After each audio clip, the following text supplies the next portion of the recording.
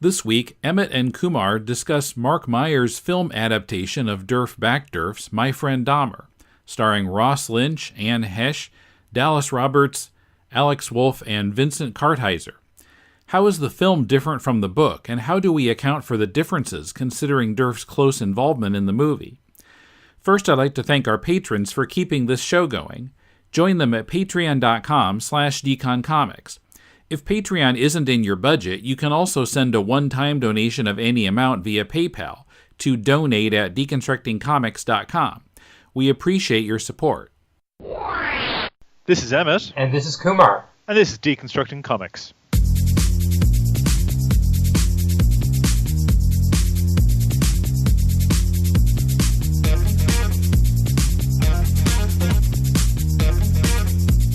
Hello and welcome to another episode of Deconstructing Comics. This is Emmet and Kumar in Melbourne, and yeah, I just got lobbed the handball on this one. Yeah, you know why? Because I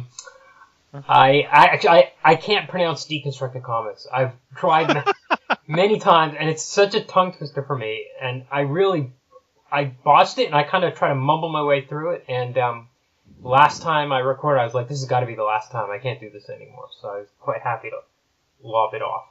It sounds like you need to deconstruct how to pronounce deconstruct. Yeah, exactly. Deconstruct. Yeah, break it down into its constituent elements. Yeah, it's embarrassing. Well, this evening, on a cool and dark Melbourne night, I mispronounced Melbourne. That's terrible. We are going to be talking about My Friend Dahmer, the movie, which is both a comic and a film. Yeah, we've talked about the comic before on the show. Yeah. And this is, in fact, the fourth Derf episode we've done, because we did that. First we did Dahmer, and then we did Trashed, and then Tim interviewed Backderf, and now we're doing this one. So this is the only other creators I think that have gotten this much coverage are maybe like Alan Moore and Chester Brown. And I think very few other people have gotten to the the honor of being covered 4 times or whatever. Well, we actually caught this film, I want to say 2 months ago, and it's an adaptation of Backderf's graphic novel by Marc Meyers and Backderf. I believe he helped write the screenplay. And I think this film comes at a very opportune time for Backderf because it's a true crime film. It's about the early years of Jeffrey Dahmer. It's from the point of view of Jack Backderf himself, who knew Dahmer in school. And that's the main appeal of this comic and film, that this is the inside scoop, as it were. And it comes at a very opportune time because there's a huge interest in true crime and serial killers now. Sure. Both mainly being driven by the podcast boom. There's all sorts of shows out there like My Favorite Murder and Last Podcast on the Left, and these characters, these horrific men and occasionally women, are being profiled multiple times by all these different podcasts, and there's these different social media groups that have grown up around them, and there's this fascination with the serial killer or the killer. And what I find interesting about this time round, because I do remember coming up the sort of glossy magazine stories, or not glossy magazine stories about serial killers, there would usually be an emphasis on the intimidating, powerful figure of the killer, like this figure of mystery. Whereas now it's more of an emphasis on these broken, damaged, pathetic human beings and attempts to commemorate the lives of their victims. And that's where the podcast comes in, because now you actually have people sort of talking about their victims more empathetically. And what I thought was interesting about My Friend Dahmer was a lot of people have reviewed it saying that it presents Dahmer in a very empathetic light. I think it really is a film about how fucked up the 70s were. Yeah, I think the book is certainly about that too.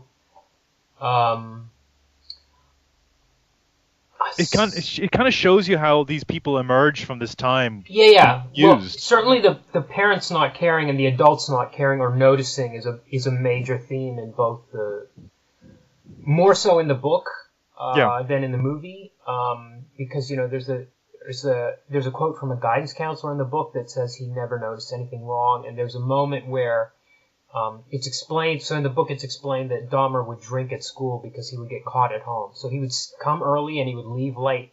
And there's one scene where a teacher comes out and says, "Oh, working hard, you're at school late," like the other kids who are there late actually working. So they just assume he's a diligent student, and they let him drink himself into a stupor.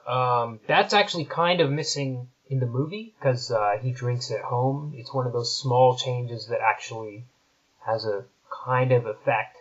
And the teachers seem more concerned about the other guys that are more obviously freaks in the book, and I don't think we get that in the movie either. There's one guy that's a real freak in the movie who's a drug dealer who's not in the book, and he ends up showing up with a gun and a knife, and he cuts himself, and he's really crazy, but you don't get they haven't adapted this from the book. Like, it's not like that character is getting picked on more by the teachers, and therefore Dahmer's getting ignored. Just as an aside on that actor, I mean, I can't remember his name offhand, but he's been typecast slightly because he's played a drug dealer in this, and he also played a drug dealer in Blockers. So, right.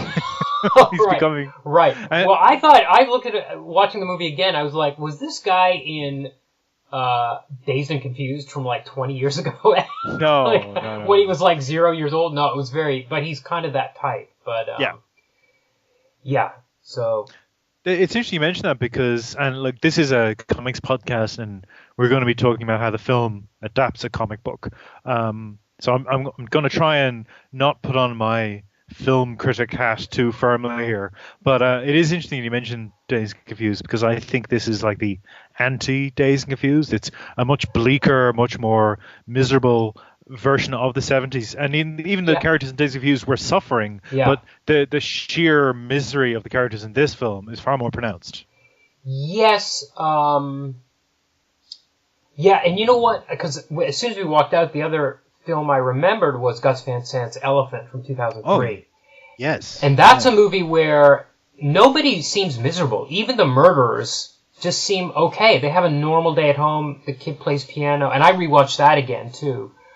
And everybody seems okay, and nobody deserved to die. And those two killers, there's no indication that their lives are so bad that they need to do this thing or anything like that. They mention kind of the jerks in school that deserve it, but you don't see them get bullied or anything. It's a really kind of senseless thing. And that's a movie where there's like no indicators that these kids are going to go off. Yeah. I did remember one scene in this, which is really the Dahmer movie, which is really telling, is there's one scene where I guess it's an English teacher is teaching Machiavelli in class, and he's asleep at his desk, and he's just written on the board, read Machiavelli, and he's just abandoned the kids to it. And the kids are just sitting in class, they're reading, they're goofing off. Dahmer ends up drawing this outline of a girl around the floor for laughs, and the teacher kind of wakes up and says, "Quiet down," and then puts his head back down on his desk. So it's all kind of compressed into that one really amazing moment. But there's definitely that whole 70s thing, the parenting of not caring. And Dahmer's parents they've got their own messes. They're so messed up that they can't really, they don't have the attention span to notice that Jeff is a mess. Although his dad kind of tries to help him out and wants him to be socially normal. That's the way he sees it. I don't think he sees it as anything super bad.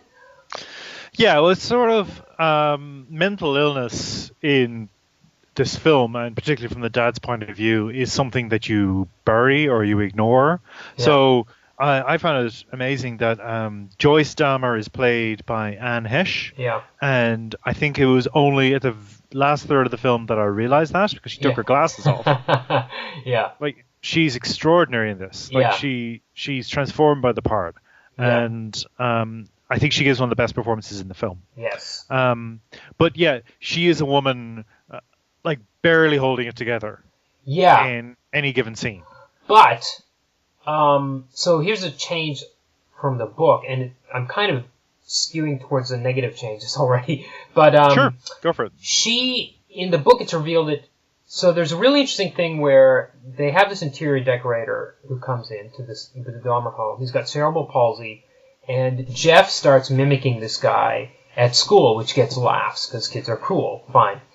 But then it's revealed later in the book that actually Joyce was having full-on fits, seizures of some sort. And Dahmer was actually emulating that. And that's really deep. There's something deep going on there. I'm not a psychiatrist or anything, but that's a chilling kind of revelation. And she's not that bad in the movie. Like, she doesn't get to that stage. She's on a lot of drugs. Yeah. And she delivers a line that she's been doing those drugs since she was pregnant with Jeff. And actually in the book it's revealed that she started having the fits when she was pregnant with Jeff. Well, that's a crucial detail too, I think.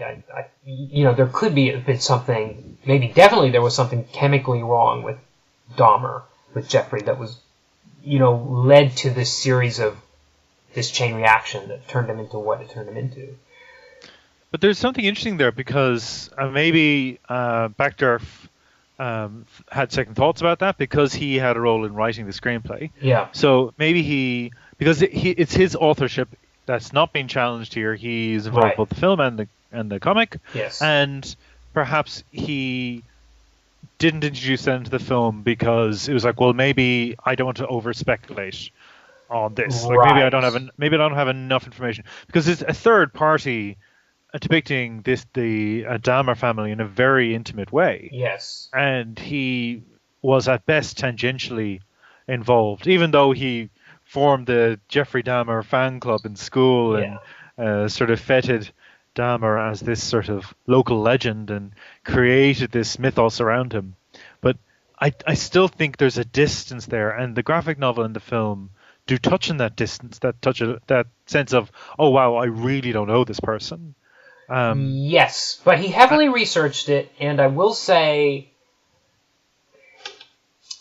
I think my biggest takeaway from the film was I felt the book was, with the first person narration, even though he didn't know Dahmer, you really get a sense of, even in retrospect, that it was tragic, like. And there's especially, there's a moment where the Washington sequence. Now, they go to Washington on a school trip, and in the movie, so they have a free day at the end, and the kids are bored. What are you gonna do? Dahmer says, "Let's go visit the president or the vice president," and he goes into a phone booth and he just dials up the office of the vice president and gets himself invited in, and they actually end up meeting Walter Mondale. Now, we walked out of that and we were like, was that scene in the book? And we couldn't remember if it was invented or not. Yeah. But it is in the book, because I read the book and it's there. And in that scene, Backderf says, the thing that struck me about this was, what a tragedy that this guy had the charisma to pull this off. What a waste that his life ended up the way it did. And there's another interesting thing about that too, is because he was on the school trip, he wasn't able to drink as much. He was forced to kind of, pull back the heavy drinking. He was an alcoholic at this stage already. But instead of drinking himself into a non-stop stupor, he was kind of, I guess, lucid, and he was able to pull off this stunt with the vice president. And sometimes, I don't know, I feel like, am I biased because I read the book? But I felt like some of that context that was missing. Like, even the plot about the alcohol in that moment, and also the retroactive. I feel like the audience is expected to, I guess, fill in the blank of what a shame that Dahmer turned out this way in a scene like that. But see, it's interesting you say that because, like, yes, you have the empathy of Backderf from the first-person narration, but because we don't have the first-person narration, my impression of that scene was this person's a psychopath. He's literally he's making the logical leaps in what he should or should not do to impress these kids that he wants to be friends with, and he's finally formed some social bonds, so he's going the extra mile. He's not just mimicking this person with palsy. Now he's getting them into a meeting with a senior government figure, Yeah. and the feeling you're left with there is, Jesus Christ, this guy got face to face with the vice. He could have flipped in that moment. Like, who knows? Because he's already starting his descent. But the alcoholism is far more pronounced towards the end of the school period, where they're all moving on. They all have these futures stretched out ahead of them, and he doesn't, and he knows he doesn't. Yeah. And that's where the tragedy comes in for the character, and then for our sense of his victims, that this guy is on a downward spiral, and nothing's going to pull him out of it now. Yeah. And that's where I have a sense of that what the screenplay is trying to get me to feel. Not the wasted potential of this guy who's pretty thick on his pretty quick on his feet when he needed to be, but somebody who would do something crazy for an arbitrary reason. In this case, impressing his school friends. Right. Yeah. Well, I think you're kind of right, because I think the movie plays up some of those things that aren't necessarily in the book. Like, there's this thing where they sneak Jeff into all of the school photos, the yearbook photos, and at the end the teacher blacks him out, and that's really the most chillingly symbolic thing, to black out his face with a marker. But anyway, so in the book it seems like it was the Jeff Dahmer fan club's idea. They came up with this prank, but in the movie it's specifically Jeff's idea to put himself in all the photos. He thinks it'll be funny. And also, this thing with the prom date, which is a key moment in the movie, but in the book it's just like the friend of this girl wanted her to come to the prom and talked her into going with Jeff, or said, let's get Jeff to do it. But in the movie, it's a really, like, Jeff wants to go to the prom, and Jeff asks this girl, and he kind of belligerently seduces her by saying, don't you want to be normal? Which is, what he's kind of talking about himself, really. Yeah. And he keeps repeating, don't you want to be normal? It's a normal thing to go to the prom. It's normal for me to ask you to go. And that's the thing that kind of convinces her, is he seduces her with normality, which is the thing that he wants more than anything, which I sense more from the book than in the movie. But I kind of see where you're going with him having those tricks up his sleeve more so in the movie. I think in the book he's more, except for the Washington thing, he's kind of just he's the class clown because he doesn't know how to act socially in any other way. He's figured out how to manipulate people. Yes. And that scene with the young girl, that is chilling. Yeah. Chilling. And we haven't mentioned the name of the actor, but Ross Lynch, who plays Dahmer, is incredible. Like, he gives an amazing performance in this film. He even has the gait right. Yeah. Right, because Backderf specifically talks about how he walked with his shoulders hunched forward, this kind of odd gait, and he never lets go of that. Yeah. And he's got this sort of creepy smile that slowly appears and then but most of the time his face is like blank. Yes. But then he'll have this creepy smile, and it's really well done. I love that the two principal actors in this film, the two young men, was Ross Lynch, as I said, and Alex Wolff, who's recently in Jumanji, Welcome to the Jungle, and Hereditary, which, have you seen Hereditary? I haven't seen it, no. Okay. It's extraordinary. People it's a great have told film. me to see it, yeah. Oh, it's, we'll talk about that later. But they're both Disney actors. Right. Wolff and Lynch. Right, that's right, They've both been produced by the Disney Factory. Yeah. All these young actors coming up. And it's interesting that, Wolff in particular his career has leaped forward. He's done all these interesting films that have got major release. But between the two of them, they are both playing very unlikable characters in this. And I wanted to touch on Wolff's performance as well, because he's playing Backderf. Now, so before you do, when we stepped out of the cinema, you had some comments, and I really want you to unpack that, because I'm still trying to figure out, because he rankled you in some way. Yeah, he really did, and that's what I was sort of warming up to there. And it's interesting because in Hereditary, he also plays an unlikable character, or a very troubled character. But there's more of a context for it in Hereditary, and I feel like the story supports him and his performance more. And I really had a lot of sympathy for him in Hereditary. the character he's playing. Whereas in this, I was astonished that, okay, so Backderf basically was using Dahmer to, for lulls, as we would say today. Yes. He's trolling the school. He wants to show up the mediocrity of this little town they come from. Yeah. He's really trying to dig in and just he's very much inspired with the National Lampoon yes, 100% ethos of disruption and revulsion. He keeps talking about the Lampoon, and I think he might even be wearing a Lampoon T-shirt at one stage. He does, yeah. And that's the time that was in it, the 70s, where you had these shitty middle class kids deciding, oh, we're going to be revolutionaries by making dick jokes. And given that, I accept that Backderf has chosen to represent himself as this shitty kid. But Wolff, his performance in the film, and I've heard other film critics talk about him in this movie, and they praised his performance. So maybe I'm just not seeing it, but I felt he over-egged it. I felt that he was playing an unpleasant character or a shitty kid, as I keep saying, but he was playing it too broad. And then at the end, when he's deciding to move on with his life, and he's decided, oh, I need to get out of here, he switches the character traits a bit, and it just didn't follow for me. Now, Ross Lynch, spellbound, loved his performance, thought he was great, wouldn't change a thing.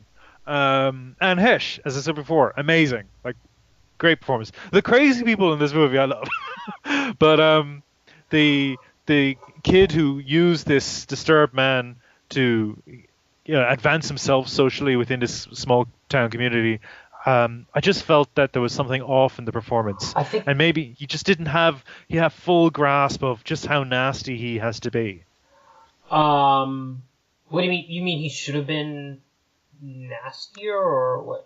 I mean, sort of nasty. I use the word nasty because it's sort of more grounded in that sort of just reactionary, just really something recognizable from that time, from when you're that age, and you're just trying to pull something back and own something. Yeah. Whereas I felt he was almost wagging his eyebrows at the camera, a bit Shakespearean villain creeping in there, just sort of overplaying it slightly. I didn't get that.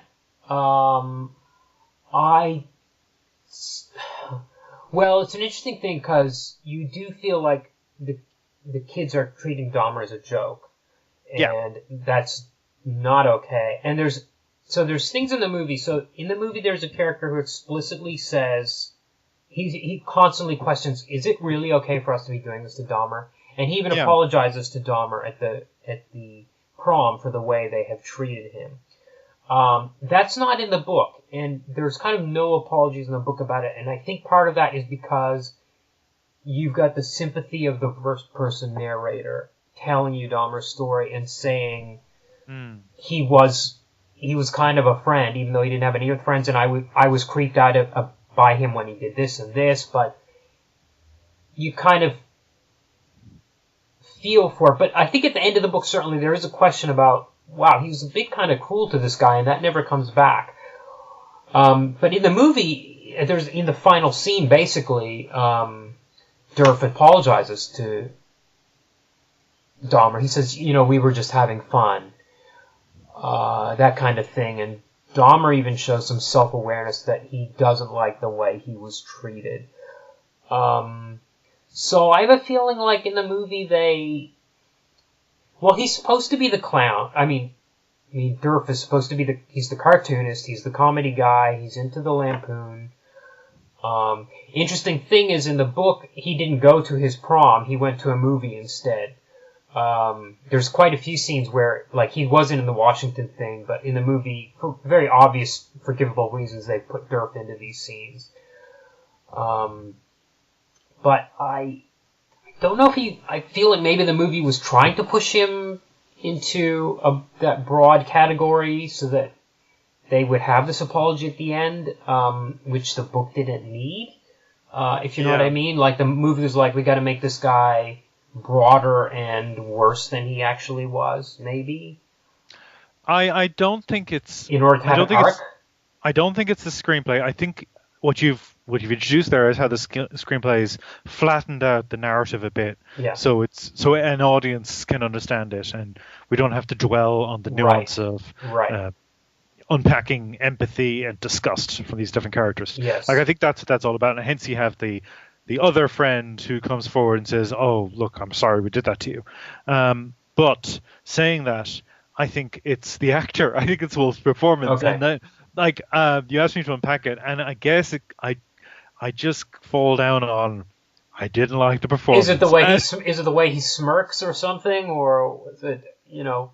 Maybe like I just feel he's overplaying it a bit, and like again, as I say, nothing against the actor. I actually think, you know, the scene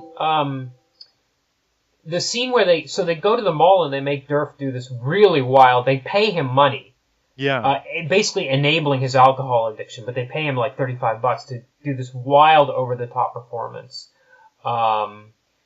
At the mall. He goes to the mall and freaks out lots of people, and I guess it takes a couple of hours or something. He's going around spazzing out and freaking everyone out. Just these civilians walking around the mall. And there's a scene. So at the end, you know, in the book, he talks about how at the end of it, they were kind of felt sick about it. But there is a moment where you see his face sink as he's watching this thing go on, and how he, at the end, you know, he meets Dahmer. Derf and Dahmer reconnect after the performance, quote unquote, and he's kind of like praising him for it. But you can see how hard it was. I thought it was really subtle. yeah, no, and I think as well these are all elements that have been introduced to the screenplay and the film to not get the filmmakers in trouble. I feel that like they're not going to be accused by anyone who sees this movie as defending Jeffrey Dahmer, Right. or excusing his actions, Right. on the basis of what he endured. Like there is this sense of, no, look, this is a loose train car. It's careering out of control. There's nothing to be done to stop it. Yeah. Like it's off. You know, it's already happened. But I feel I'd be interested in maybe that they're wearing kid gloves slightly, because you're probably in more trouble with a film trying to tell this story than you are in a comic, Yes. because less people will be exposed to it, in effect. Yes. Potentially. Well, did you notice they never mentioned at the end of the movie he picks up the hitchhiker who is the first person he ends up killing, and he doesn't murder again for another like 9-10 years, but he picks up that first guy, and then it fades to black, and then we get a few title cards, which is almost how the book ends. There's a couple of afterwards, but that's basically how it ends. And but the title cards, you'll notice it says in 1991 Jeffrey confessed to murdering 19 young men. There's no mention of the cannibalism. Really? Yeah, in the movie. Wow. Now, I will say there were two lines in the movie which I hated, which were not in the book, and they were put in there by the screenwriter, and I was like, what are you thinking? One is when they're having dinner very early on, they're having dinner, and the chicken is not cooked correctly, and Joyce says, "New house rule, we eat our mistakes." Pause. Continue scene. And there's another line at the end, at the prom, where the prom photographer is going to take a picture of Dahmer and his date, and he says, "Stand closer together, she won't bite." And to me, it was such a low, like, it wasn't even gallows humor. It was like, this is not worth joking about. And there's nothing else. There's no other context in the movie for the cannibalism. And it's an interesting thing too, because Jeff said in interviews after his arrest that he ate them because he ate them so that they would never leave him. That was, his psychological take on it. And it's very interesting to me that the movie is, beyond non-sensational. They don't even mention that. They just mention the murders. There's no context in the 2 hours of the movie other than those two ridiculous jokes. There's no context to suggest anything that would turn him into a cannibal. You can kind of see the murder thing. It's interesting because the very opening shot of the movie, the school bus drives by some roadkill, and he's staring out the window at it. And then this jogger starts running up the street, and this jogger is someone who jogs by 3 days a week, and he sees him, and he stares at him, and that's all packed into the first 30 seconds of the movie. But it's played by Vincent Kartheiser from Mad Men. Yes. And you're saying that the filmmaker in that moment is saying this is when he formed a connection. Well, not formed, but I'm saying it's interesting to me that Dahmer's already at this stage where he's interested, he's homosexual, and he seems to know it, but he can't reveal it, of course. Yeah. And he's interested in dead things. And he's interested in what's inside living things. And those things are already there. We don't know what caused those things to be there. There aren't any clues in the movie. But also, the movie doesn't anywhere, in the following 2 hours, the movie doesn't anywhere suggest anything that would give you a hint of why he felt the need to eat them. And at the end, it doesn't even reveal that he ate his victims. That's for you to Google and find out, or remember. So you think that's because they felt that would be a point too far for people not familiar with the Dahmer story? I think if you got to the end of that movie as it was made, and you included a title card that said he murdered 17 people and ate them, it would be it's a really sensational, that's the most sensational part of the story, right? Is the sex with the corpses and the eating them. That's the craziest part of the Dahmer story. I think the movie presents a guy that maybe, but I feel like one of the things that it's lacking from the book is, in the book there's the retrospect and the impending sense of this is going to go horribly, this is going to be so bad, and Derf is always there telling us he was, living hell, and he was hanging on to his sanity by a thread. And in the movie, I didn't really get that sense of, please, somebody help him, somebody help him. He didn't seem as bad because all we have is this stony face. There's not much to go on to understand how awful things are. There's a really great, powerful moment in the book where the school graduation happens, school is done, Dahmer goes home, and then his mother reveals that she is leaving with her kid brother. His father has already left home. Now, the only thing that was keeping him from going overboard was basically that he was in public. There were people around that could prevented him from murdering. And the next day, he cannot control his impulses. The next day, he goes out and he kills for the first time. It's just like that. And that, and there's a narration by Backderf in the book that this is the moment. This is like everything that was protecting him was leaving, and his sanity was gone. This was it. But in the movie, he meets Joyce and his brother in the park in the driveway. She says, "We're leaving," and he's very stony-faced, and then he goes into the house and he kind of curls up into a ball and cries. But that's it. You don't really get a sense of what the problem is. The problem is there's physically not people around to prevent him from going out of control. Yes, but you haven't mentioned a very particular thing from the end of the movie. Okay. Coming up, what hasn't Kumar mentioned about the end of the movie? Also, did the film's budget hold it back? And much more. Don't forget, one way you can help this podcast is by making your Amazon purchases via deconstructingcomics.com/Amazon, and we'll then get a percentage of what you spend. It costs you nothing extra and helps us cover web hosting and the other costs of presenting this show every week. We really appreciate your support. This is an imaginary podcast, which may never have happened. The Shortbox Showcase. But then again may have. About a father and daughter. I'm Professor Allen. And I'm Emily. Who came from Ohio and talked about comics. Walking Dead. Tintin. Black Lightning. White Tiger. It tells of their rise to glory, when the great guests were yet to be booked. Let's put it this way, Shogun Warriors wasn't going to win any Eisners. And the great feats of editing not yet performed. This is Ultra 7, this is Ultraman Jack, and this Ultraman Taro, and this Ultraman Leo, and this of how they spoke at length. This continuity is really the brainchild of nitpicking nerds the world over. But to be fair, the best kind of confession is the forced confession. And reviewed in brief tales that explore creatively the bounds of a given character's history. Red Sun is wonderful with a very strange ending. Of brilliant creators before their fall from grace. This is the era where Miller is at the height of his creative and artistic powers, and the ability of strong writing to encapsulate and transcend its time. Flash of Two Earths by Gardner Fox. This is an imaginary podcast. Aren't they all? Shortbox Showcase is part of the Relatively Geeky family of podcasts. Check us out on the web at relativelygeekypodcast.blogspot.com or search in iTunes for Relatively Geeky or Shortbox Showcase. And remember, we're not experts. We're just family. Yes, but you haven't mentioned a very particular thing from the end of the movie. Okay.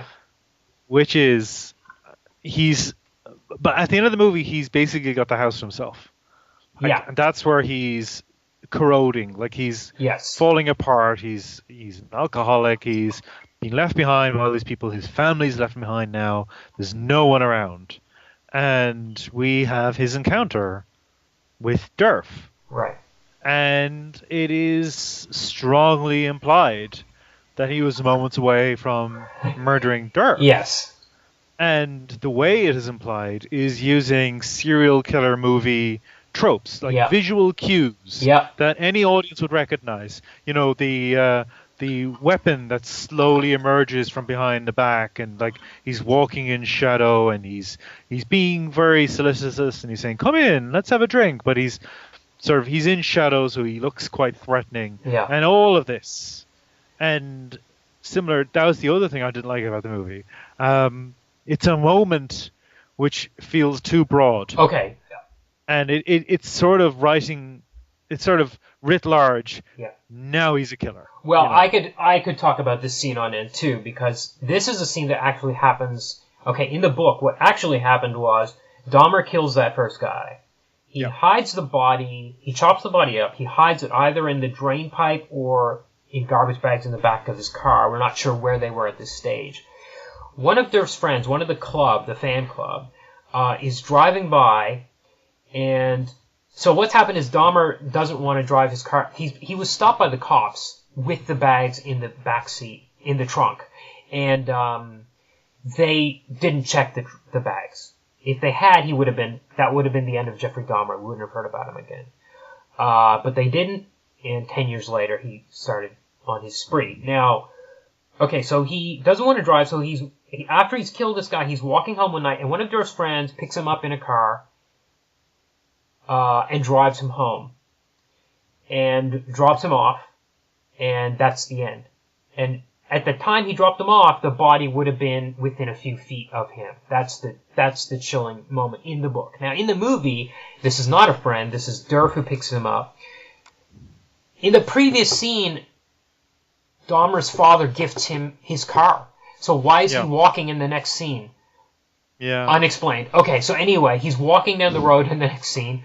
Derf picks him up. Derf drives him. They have this conversation where he kind of apologizes, and Derf actually asks, "Are you okay?" Which is the one thing nobody asked him in the book. Which is the point of the book, is nobody asked him. Nobody was able to get him to open up about what he was feeling, and these thoughts he was having, and these fantasies about sleeping with dead people so that he would have total control over them. He has this, "Are you okay?" There's a bit of apology, and then he's followed in the shadows with a baseball bat.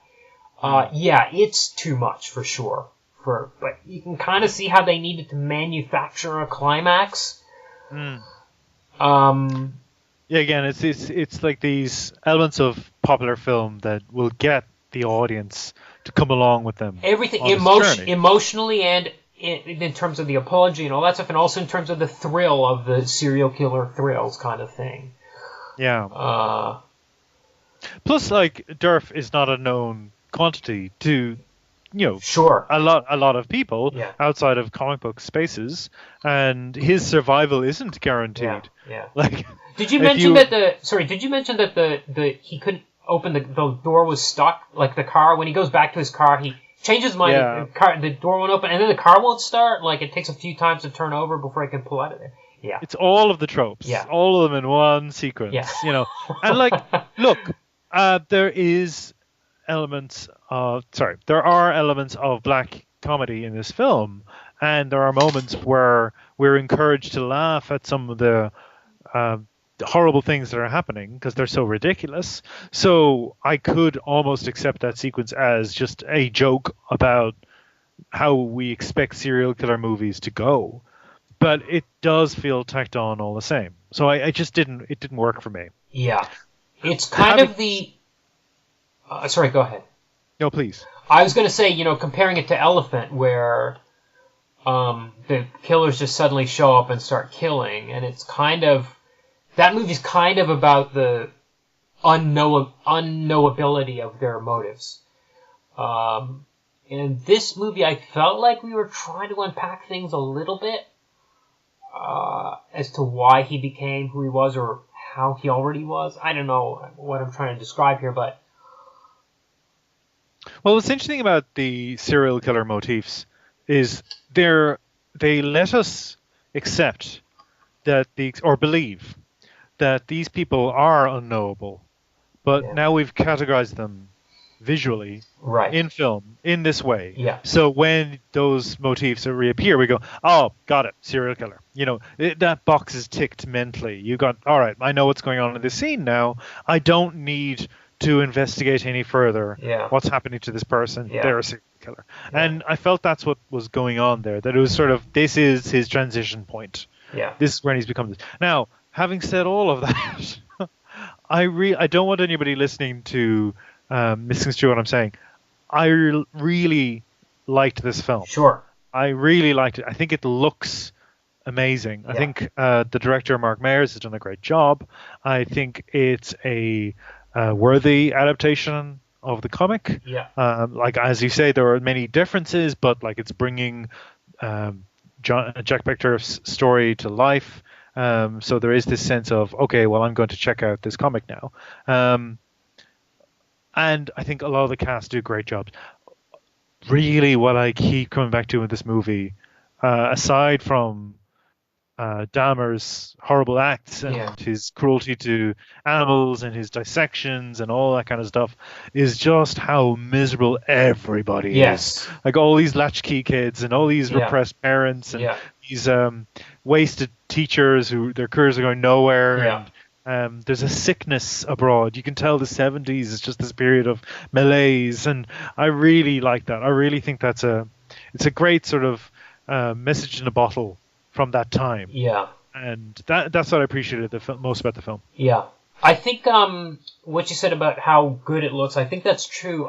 I would have liked a few more $1 million in the budget for more editing and editing tricks.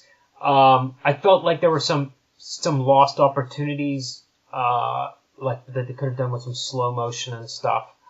In terms of like, so there's some really interesting kind of, you could almost call it male gaze kind of things when he watches the runner and we get a slow motion sequence there of the legs and the chest and all that kind of stuff. And there's another moment where he's watching the runner and he's fondling some animal skulls in his hand. But the editing is very dry in that moment, and I felt, wow, you could have really done a lot more. Go closer in on the bones, go closer in on the runner, and all this sort of stuff could have really intensified. It's pedestrian, but I think it's deliberately so. Like, I think again that does evoke a sense of the time. Do you think it was deliberate, or do you feel like it was the budget? Because I'm thinking about Elephant, where it's all about the camera and the way the camera's following the kids and all these kind of things that are going on. And that's... I think the budget does influence the look and feel of a film, absolutely. But I also think this is a movie set in the 70s. Yes. And a lot of movies from that period have inherited that sort of French new wave, let's just film something. Yeah. Like, let's not spend too much time on trickery. Let's not spend too much time on set design. Let's just have two characters in the street talking. Yeah. You know? Look at Belmondo, isn't he charming? You know, like that sort of approach to film, which excited American filmmakers in the 70s and 60s and 70s so much. Yes. And I feel this movie almost is echo of that approach to film. But But look, that's me wildly free associating with what I remember from my friend Dahmer, from watching the film. This sense of a time evoked not just by the use of light, the fact that it feels like the 70s, and then the fact that all these characters, as you say, we just have the camera on them. Yeah. You know, there's no trickery being played with our experience of them on camera. It's just, there they are.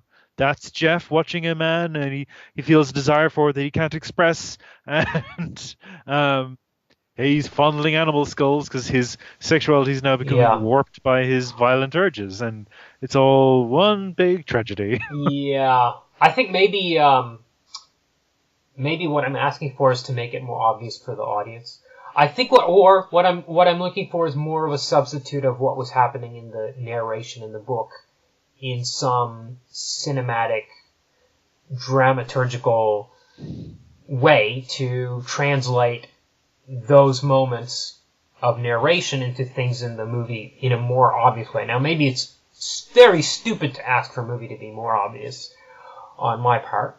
But well, the example I always think of is Warren Beatty's Reds. Yep. Where he has surviving people from the period in the film. This is historical drama. It's a fictionalized drama. Yeah. And then you have people from that time who were still alive in the 80s speaking to camera in a black background. Yeah. Well, this is what happened. Right. And then George Clooney did it again with Confessions of a Dangerous Mind, Okay. where he had various people from the Gong Show speaking to camera saying, well, this is what was going on then, and this is the kind of stuff that was going on backstage. And so you have this sense of the real people. Yeah.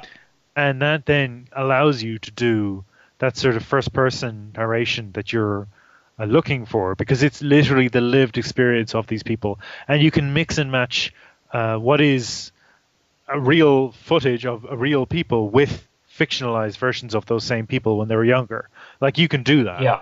And that might have been interesting because, as I said, I think it feels like a movie from that time, and maybe having these interjections from Backderf himself, like speaking to camera, saying almost documentary style, well, this is what happened, I was as shit as you get. I don't even know if that's the right solution. Right, okay. I think, so my thing is, I agree, I think this is a very good movie. I think it's a good adaptation of the comic, but I had a very visceral, emotional reaction to the comic version. Even reading it again for the third time this week, I was like, please somebody help this guy. And I really felt the living hell that Dahmer was in as he was descending into insanity. Well, can I just comment on that quickly? Yes. Backderf's art, and not just the art, but the story he's chosen to tell here. Yeah. I just remember it making me feel sick. Right. I just remember the sense. No, not. I don't want to say disgust at Backderf.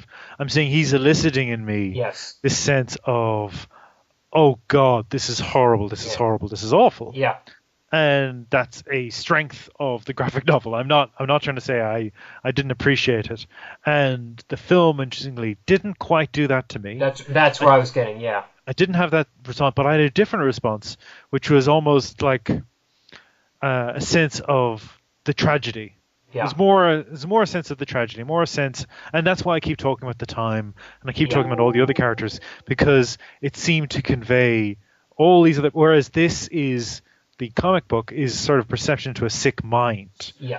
And Backderf's style, even his style of art, because he's got that sort of still influenced by the 70s, still that sort of slightly warped, slightly grotesque caricature style, that just makes me feel like that sort of vomitous sense. and he's digging up these negative feelings himself, himself. Yeah. His lived experience, and he's just putting it out there. Yeah. And I had a very, very visceral reaction to the comic. Yeah. As a result of that. Yeah. Well, I deeply love the comic, and I feel the movie was very good, but I had maybe because I've read the book, it was like more of an intellectual, distanced reaction. Like, yes, I think that's what I'm trying to describe as well. Yeah. I did not care as much about, as awesome as what was the name of the actor that played Dahmer again? Ross Lynch. Ross Lynch. As amazing as he was, I was not as heartbroken by him somehow. Yeah, that's interesting because I think to me he's one of the strengths of the film, and because he is playing this monster, and it's just as Dahmer's face is immobile all the time, his performance is unflinching. He's giving so much in his performance. Yeah. Again, I'm just really amused that he's a Disney actor as well. Like sweetness and light turned to twisted monstrosity. One thing we didn't mention was the doctor, the jogging doctor. So there's Vincent Kartheiser. Yep. Right, Vincent Kartheiser. He has a scene in this movie which is not in the book. So is that the inspection? Yeah. So in the movie, in the book, he's a jogger that runs by 3 days a week, and at one point Dahmer is actually either the teenager's ready to kill him and waits in the bushes with a baseball bat. And according to Dahmer's interviews later, his plan was to just knock him out and then have his way with him, so he'd have total control, which is always his thing. He wanted total control. Have his way with him, and that would be it. But he probably, could have been killed by a baseball bat. But this one day, for whatever reason, he didn't run by, and so he survived. But there's a footnote in the appendix of the book where it says he was a local doctor, and that's kind of it. In the movie, he's actually the family doctor of one of the club, and that allows Dahmer to actually go and visit him.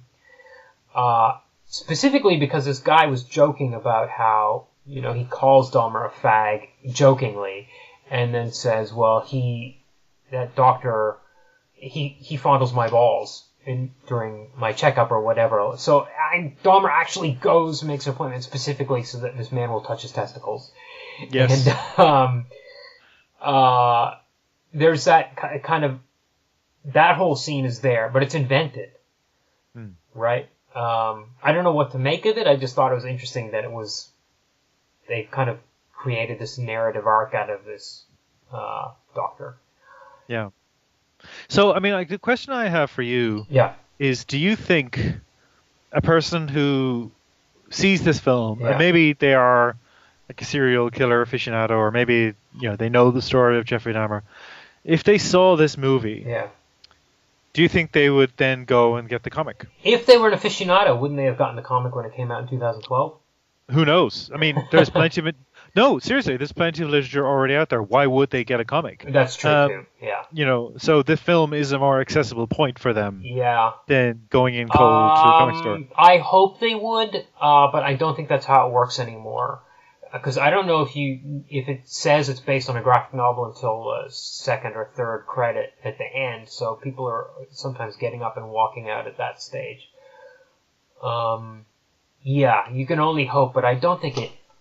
I think, there's so many... It was interesting to me, the father, I don't know who played the father, but he had a... After the movie, I was like, I recognize that guy, and I went and looked it up, and he had a tour of duty on the Walking Dead TV show.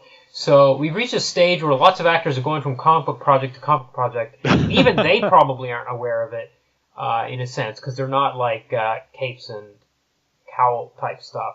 Oh yeah, it's a gig. It's a gig. It's a gig. It's a gig. Yeah, but there's just so many adaptations happening that I don't think people can really are budgeting for. I'm going to buy the book after the movie. But I'll bet you that people who do might have preferred the movie. They might not like all the intrusive narration or something. They might have a different reaction. I don't know. But that's why I mentioned at the beginning that I think this is a great time for Backderf's comic to be brought to people's attention, because the audience is definitely there now. Yeah. Yeah, that's true. Yeah. And there is this sort of culture of fascination with the sicker sides of history and society, and there's a lot of conversations now, again via the podcast revolution, that I'm fascinated they're taking place at all. Like sometimes I listen to Last Podcast and Left, which is a very popular podcast, and I listen to some of the things and I'm going, this is like obscure stuff that they're just casually they actually did a review of Hereditary, which is the other film that recently came out that Alex Wolff is in. Okay. And as part of their review, they just started throwing out references to the demonological cycle that Hereditary riffs on. Okay. I won't say to what degree. And I was going, okay, these guys really know their stuff. Yeah. This is very interesting. And because they're such a popular podcast, that means there's people out there who also really know their Right. stuff and are listening to it. And that audience is out there. Yeah. Whereas when I was coming up myself, I did not know who I could talk to about any of this weird stuff. I don't know. I think serial killers have been like a popular thing, like going back to like the Silence of the Lambs movie, especially. Like that was kind of. But I feel like that's the perfect example, because Hannibal Lecter isn't a serial killer. Hannibal Lecter is a supervillain. Yeah. Like it's the idea of the serial killer taken to pretentious well, extremes. that's interesting too. We're way off topic, but he in Silence of the Lambs, he's a lizardy kind of creepy guy. He didn't become that erudite opera lover until later. Like it's like Harris himself writing the books didn't understand his own character and turned him into something else. He felt he needed to make him bigger because he felt anything that's this popular has to have some greater But he's meaning. he's a real creep in Silence of the Lambs. And you know, in Hannibal he ends up hooking up with Clarice. It's crazy.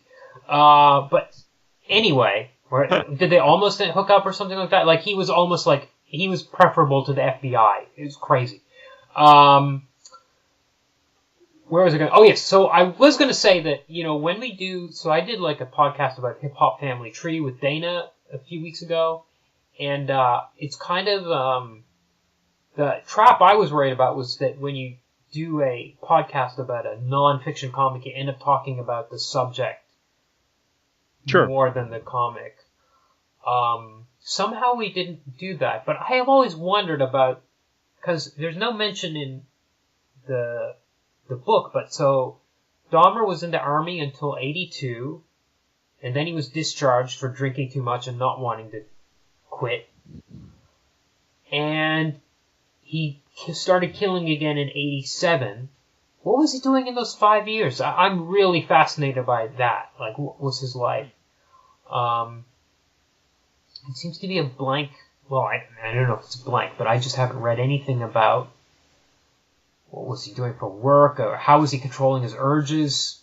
Was he still... This is before he slips back into murder. Yeah, 87, yeah. So between 82 and 87, how did he control himself for 5 years after that first murder? Yeah. Alcohol, it sounds like. Maybe, yeah, must have been. But was he working? Was he able to speak to people? Because in the book, Derf repeats that, like, he says a few times, you know, we were the last friends he ever had. Like, he would, after he cut off these people, he would never have any friends again. So he must have had a very solitary existence. I don't know what kind of job he had at that time, but he must have had to not interact with people, because he must have been a mess. A real mess. Because he was already over the, you know, at the end of the line in high school. Yeah. And like maybe that's another story for somebody else to pick up. Yes. But it sounds like nobody... Like, I think it was still a time when people could get lost.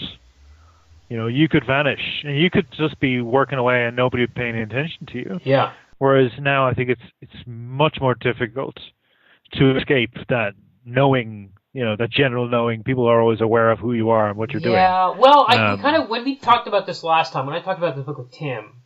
I did question, like, there are always freaks in high school. And you're never like, oh, he's going to be a serial killer, we better report him. And in fact, there's a character in the book called Fig, who, when Backderf finds out, his wife calls him and says, there was a serial killer at your high school when the news breaks. His first guess is, oh, must have been Fig. And then she's like, nope. And he's like, oh, Dahmer. So Dahmer was his second guess.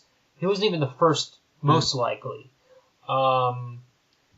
I don't know now, if a person was really off the deep end, would you just say he's another high school one of the freaks, or would you really worry and suggest that person get mental help? I don't know that we're that far advanced. I don't want to speculate, but one of the issues I find is that there's a lot of focus on vulnerable kids who are doing it tough, who are excluded, who are alienated, and there is this pejorative perception of them as potential serial killers in waiting.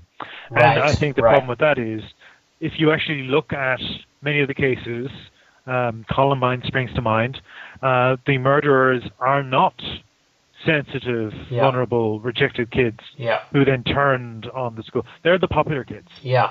They're the kids who actually had everything, and then they decided they just wanted to destroy. Yeah, well, this is that is the story that. Yeah, sorry. That's the story that's not being told. That's the perception of young people that's not being shared. It's always about the alienated ones. Yeah, well, this is interesting too because Derf talks about in the book how Dahmer only had experienced minor bullying himself.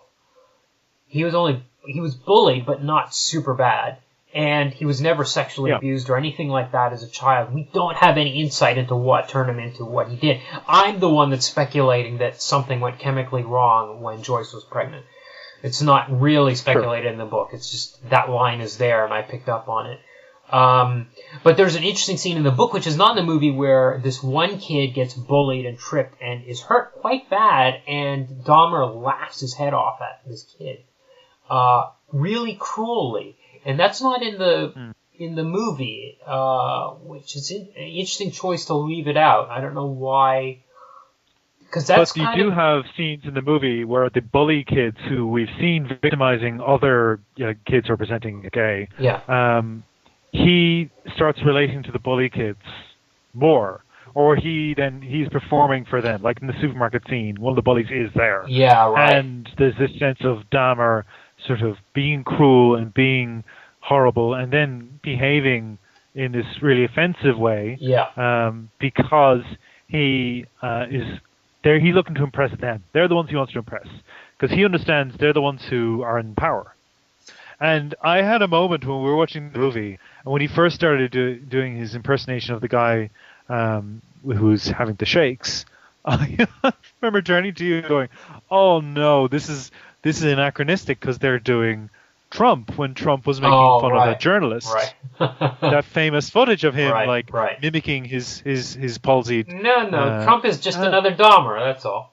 He's just another bully kid. Yeah. He's just another shitty, powerful person in the world who was always shitty. Well, and now he has all this influence. This is what they do. Yeah, and well, that's interesting too because again, leaving out Joyce's fits colors that in a different way, doesn't it? Because now he's just cruel to the decorator who's got cerebral palsy. Yeah. And who's also coded as gay in the film. Yes. So there's also the implication that he is cruel to him not just because of his physical handicap, but he's also cruel to him because of his sexuality. And then, therefore, creating some distance from himself and this person. Like anyone who joins in with the bullying, there's always this sense of, well, I don't want to be the victim. Yeah. So I'll join them. Isn't it funny too? Because in Elephant, there's that scene where out of the blue, the two killers get in the shower together and start making out, and there's no indication before that they were lovers and they're not. He just says, "I've never kissed anyone." He gets naked, gets in the shower with the I don't know. There's so many little tiny things that I don't know. There are so many moving parts in all these things that it's hard to. Even though we've tried to articulate what effect these omissions or additions are having, it's almost impossible to really. We need to talk to somebody who's never read the book and ask what they think of the movie. Yeah. Yeah. No, I deliberately, when you mentioned to me that you were rereading the book for this podcast, I deliberately chose not to. Okay. Because I wanted your perception, having reread the book, to inform our discussion of the film. I just chose myself to be able to talk about the film. But as I said before, I really enjoyed the book. Yeah. I mean, enjoy is the right word, but I really appreciated the book, but it also left me feeling dirty. Yeah. So Yeah. I think I used that as an excuse not to read the book.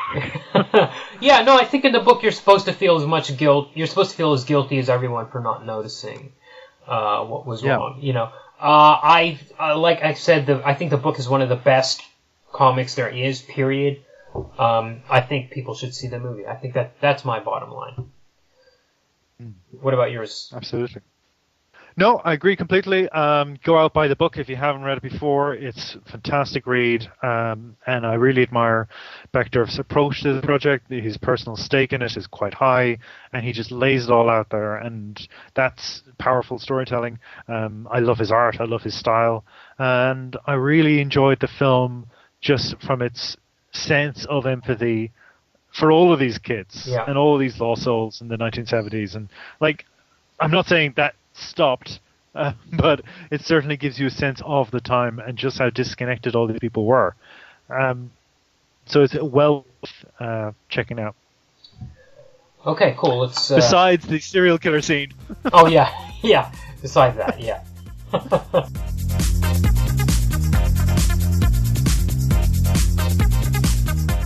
The film My Friend Dahmer is now available on the usual home video formats and streaming. Here at DeconstructingComics.com, we produce Deconstructing Comics, Critiquing Comics, and To the Bat Polls. If you like our shows and want to support them, pledge at patreon.com/deconcomics. Help us make our next goal and unlock more vintage episodes. Also, please help us get noticed by reviewing us on Apple or any other podcast source. We'd really appreciate it if you gave us a star rating there and a short review. Even if it's just a sentence, tell the world why you enjoy Deconstructing Comics. Another way to show your appreciation is simply to write to us. Email us at mail@deconstructingcomics.com or contact us through social media. Find all the links on the right sidebar at deconstructingcomics.com. We're also on the Comics Podcast Network at comicspodcasts.com. or on comicon.com, where our new episodes usually go up on the Friday before they appear in our feed. Our theme is from bensound.com. Last Thursday on To the Bat Polls, part 2 of our discussion of the 1960s Batman fanzine Batmania. How did Batmanians react to the 1966 TV show? What new information about the show can we glean from the zine? Listen to the Bat Polls in its own podcast feed on Apple Podcasts or other podcast apps, or at tothebatpolls.libsyn.com. If you're looking for some constructive feedback on your comic, send it to us and Mulele and I will critique it on our bi-weekly spin-off podcast, Critiquing Comics. Send it to mail@deconstructingcomics.com. We'll read at least 30 pages of it and critique it on the show. The next episode will appear next Monday. And then in 2 weeks on this show, Emmet interviews artist J.H. Williams, known for his work on Alan Moore's Promethea, Judge Dredd, Batman, and more. Till then, this is Tim, and thanks for listening to Deconstructing Comics.